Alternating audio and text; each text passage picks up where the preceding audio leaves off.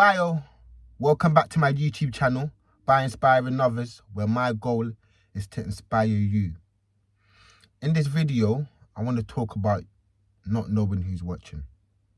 So whenever you're doing your thing and you're grinding and you're hustling and you're making music, or let's say you're doing workout videos, let's say you're writing a book, let's say you've been applying for a job constantly, let's say you're building something or you're creating a piece of art.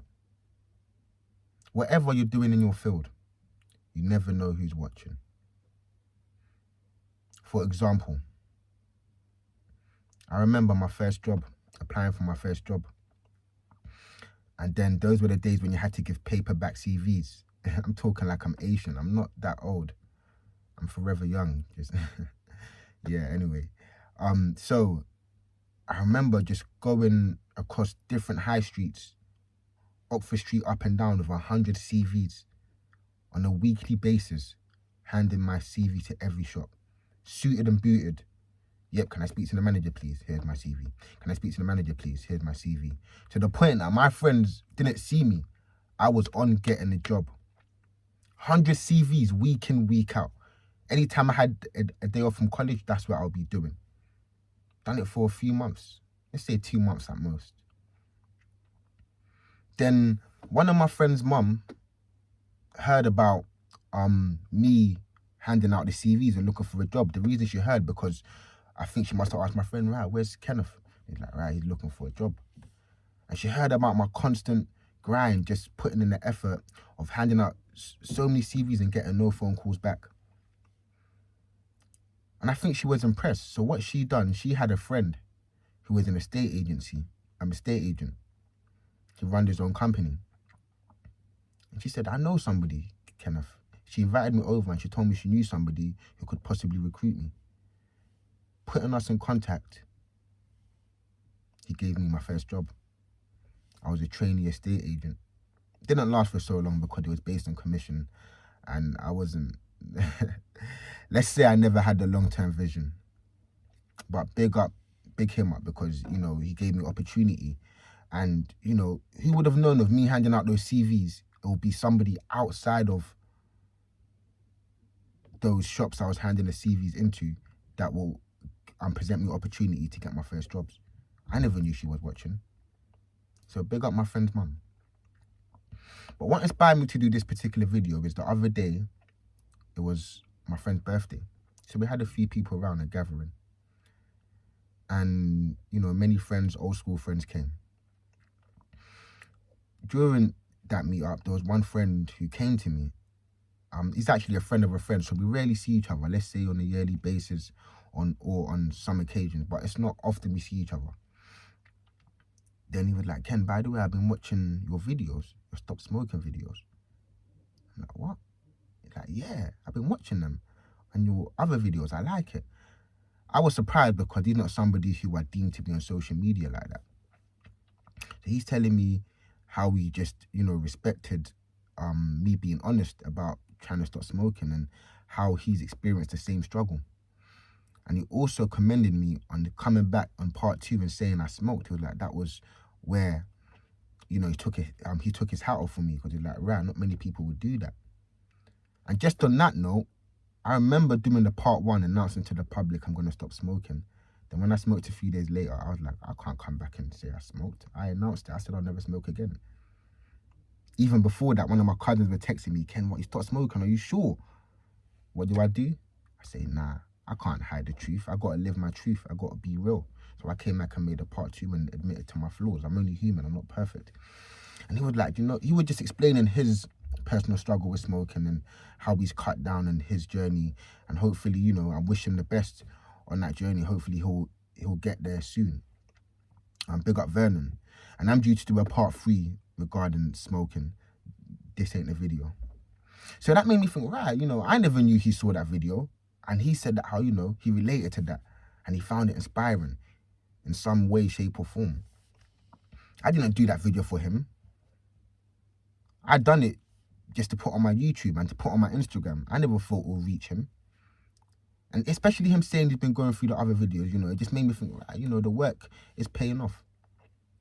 Then later on that night, there was a conversation I had on FaceTime with one of my friends in prison. Haven't spoken to him in time.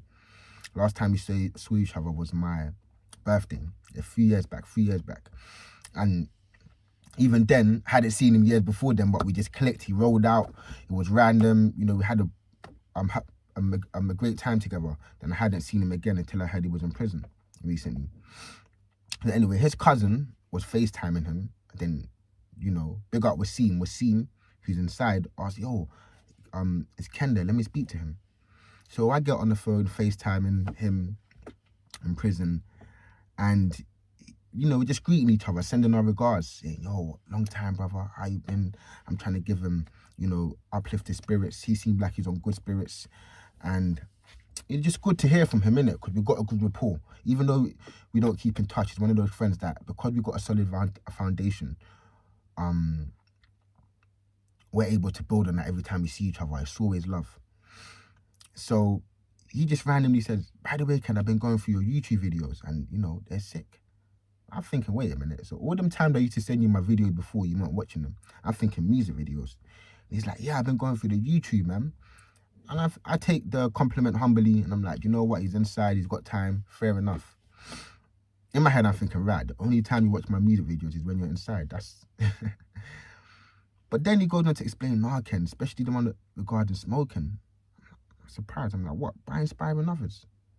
He's like, yeah, that page. I don't even mention the page.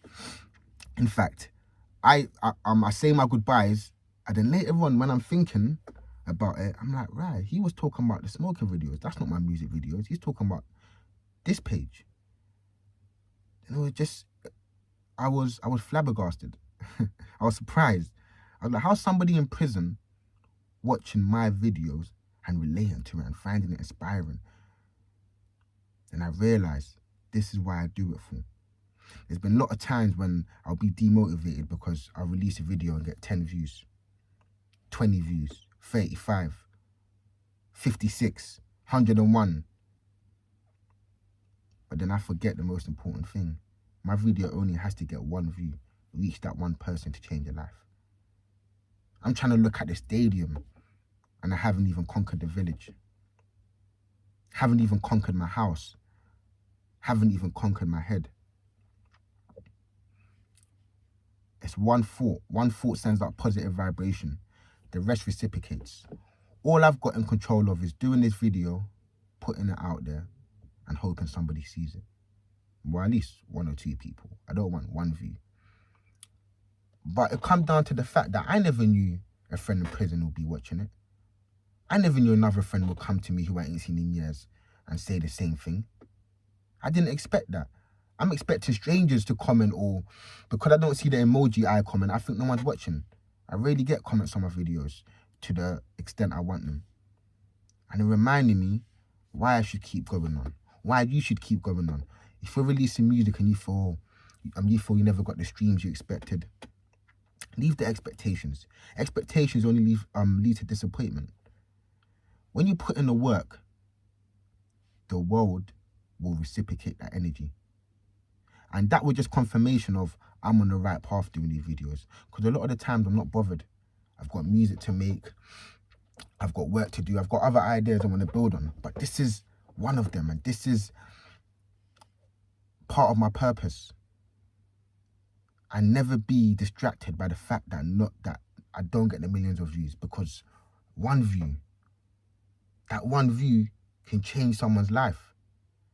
If not their life, they can pass on my YouTube channel to somebody else and it could change their life. It could come up in conversation. It may not change their life. It may inspire the way they do certain things. It may give them a different perspective. Could I just throw them out there, release it and throw it out there? And that's it. I've already won. Even if I get 1 million views, I ain't won then. That's extra. That's bonus. That's trophies. I've won when I've done the video and put it out there. You've won when you've written your song and released it. Everything else is extra curriculum. You've won when you've done your workout video tutorial and put it out there for people to see. If 1 person learns the exercise you taught, so be it. Big up Cali Moncho. He's got a good YouTube channel where he shows fitness routines. Cali Moncho, check that out. His workouts are intense, but yeah.